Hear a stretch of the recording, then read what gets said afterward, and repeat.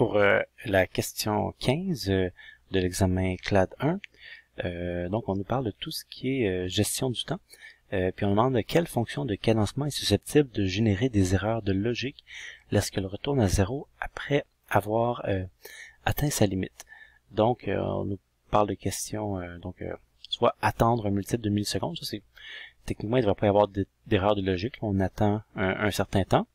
Ensuite, on attend que l'horloge se rende un multiple de millisecondes de ce qu'on a mis en entrée. Ici, même chose en D, on attend, mais on n'attend pas un multiple, on attend juste 200 millisecondes, peu importe on est où.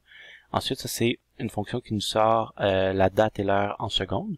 Ici, le compteur d'impulsion, donc où l'horloge interne est rendue en termes de millisecondes. On va aller voir un petit VI qui montre un peu l'utilisation de tout ça dans une boucle. Donc ici, j'ai mis justement l'attente multiple de millisecondes, l'attente millisecondes, donc compteur et date et heure. Là, ça s'exécute. On voit ici que en haut, donc attendre un multiple d'une seconde, on saute à chaque 200 millisecondes pile poil, là, presque. Des fois, on a comme des points 0,1 et on a la sortie d'horloge pour dire à quel moment on a repris. Si on compare à ici, donc juste attendre 200 millisecondes, on voit que on n'attend pas un multiple, on attend 200 millisecondes, mais on n'entend pas d'être rendu à un multiple de 200 millisecondes. Ici, ça nous sort le temps actuel.